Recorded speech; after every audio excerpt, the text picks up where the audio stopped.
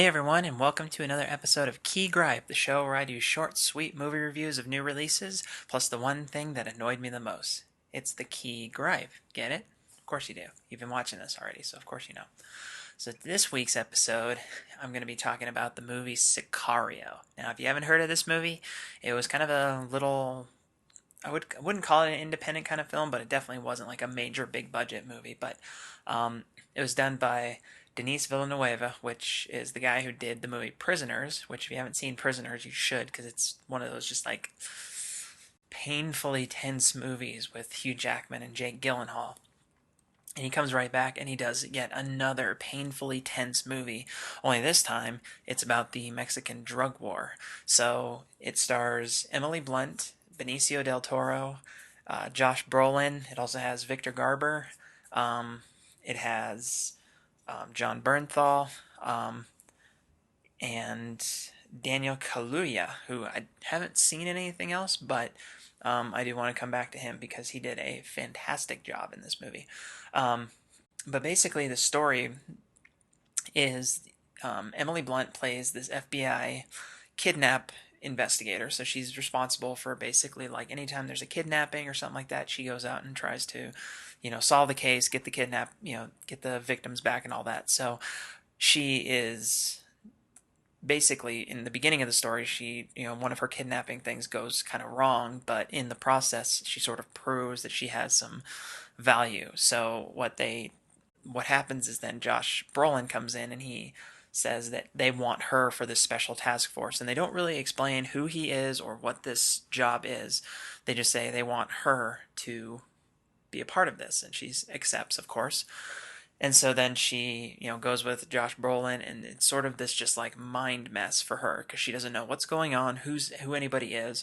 All she knows is that Josh Brolin is kind of this unhinged guy who seems definitely shady, in a CIA sort of way. But he's also got this companion who's played by Benicio del Toro, who's just this very quiet, soft-spoken guy that she doesn't know who he is, what his job is there. All she knows is that there's something about him that just doesn't feel right. And so they go into Mexico to retrieve a suspect, or to retrieve basically one of these key figures in the drug war.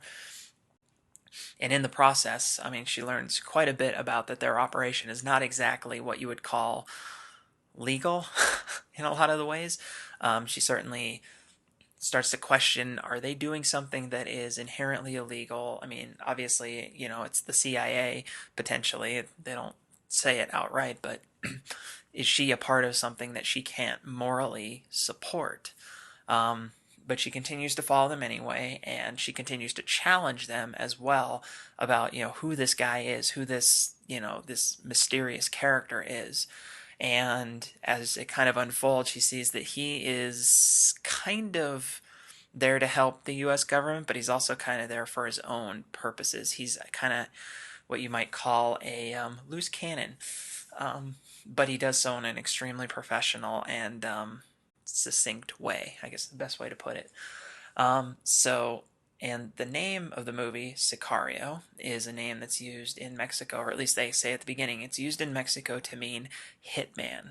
So you already know that there's something about this guy, this, Benicio del Toro's character, that makes him so terrifying and dangerous.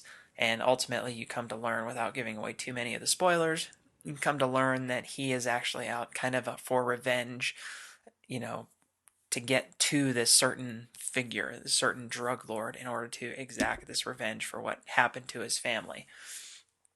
So that's more or less the plot of Sicario, and Emily Blunt, finds out that she's, not exactly as integral to this whole thing as she wanted to be.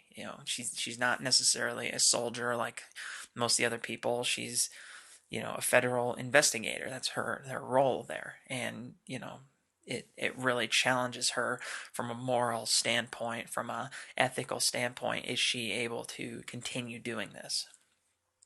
And ultimately, at the end, she determines no, she really can't do this, but at the same time, she has to ask herself the question of what is worse, the person who is out there killing drug dealers, or the one who's out there you know like letting this stuff happen, which, within the confines of the law, she realizes she can't exactly do a lot. So it's kind of a lose-lose situation for her. So the movie itself is pretty pretty good. And I mean that in a sense of just like it's extremely well crafted. Denis Villeneuve, who's a Canadian director, does a fantastic job with the direction. I mean, there's certain shots in that movie, the cinematography, the direction itself is just phenomenal. He does it with such patience and care, kind of like what we saw in Prisoners. He does it right here again with Sicario.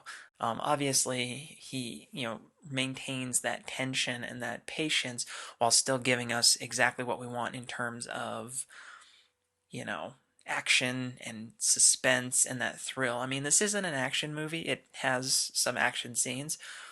It's much more of a moral thriller. I guess this is the best way to put it because, you know, these guys are starting a war with the drug cartels in order to force them to make mistakes.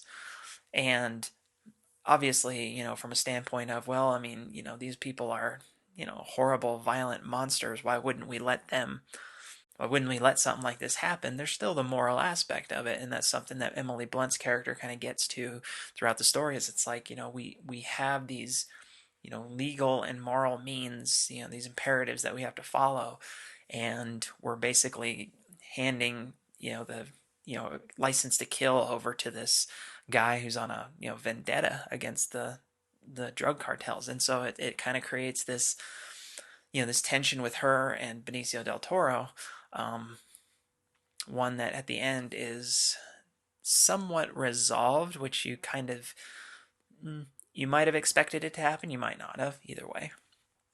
But it's I mean, it's a tense movie. It is a really intense movie from the very beginning to the very end. It's one of those that you're just like gripping onto your chair because it's that, you know, suspenseful, and I mean, you might be able to parse out what happens because I mean, the story is not anything superbly new. I mean, kind of how they get there is a little bit new. Um, it definitely was reminiscent of a movie like Traffic. I mean, of course, you got Benicio, and you're thinking, hey, it's just like Traffic. Of course, in this one, he is the one who is sort of the moral conundrum, whereas in Traffic, he was the one who was, trying to be the moral person. He's definitely a badass in this movie, that's for sure. He's very quiet, but he is a badass with no question. So when I think back on this movie, I think of everything was great. The acting was spot on, particularly Emily Blunt, Benicio del Toro. Josh Brolin was just kind of this goofy, crazy, manic guy. Um, the other actor that I wanted to come back to, Daniel Kaluuya, who I haven't really seen in anything else before, was actually very good in this role because he was kind of this like he was Emily Blunt's partner in a way, and kind of her moral compass in a sense, very direct, very he's like I don't mess around here. You're going to give us answers, and you're not going to keep us in the dark. So he had a very commanding presence. I thought he did a great job there. Everybody in the cast just nailed it. And, like I said, the story was a little weak, but, it's. I think they made up for it in terms of the technical aspects of the movie and the acting and the power and just the just general tension that's throughout the movie. So, what would my key gripe be? Would it be that the story was a little weak? Yes, it would actually. And the reason I kind of get back to that is because there really aren't too many other flaws with this movie. It is a solid picture in so many ways, but I think what brings it down is that, the story just really kind of ends up being, a typical revenge story. And, those are a dime a dozen anymore at the theaters, which, some of them are good, some of them are bad. But I think the fact that they really amped up the tension in this movie kind of helped make us forgive them for having a very thin story. But to be fair, though, they did have a couple of twists throughout the story that were more or less, unique, but nothing that I would say really changed the overall story of the movie. It was a little bit weak. But honestly, though, it's a pretty low key gripe. I mean, this was a superb movie in so many ways, which is why I would give it 8.5 stars out of 10 for being absolutely awesome. And it's one that I definitely will be watching again.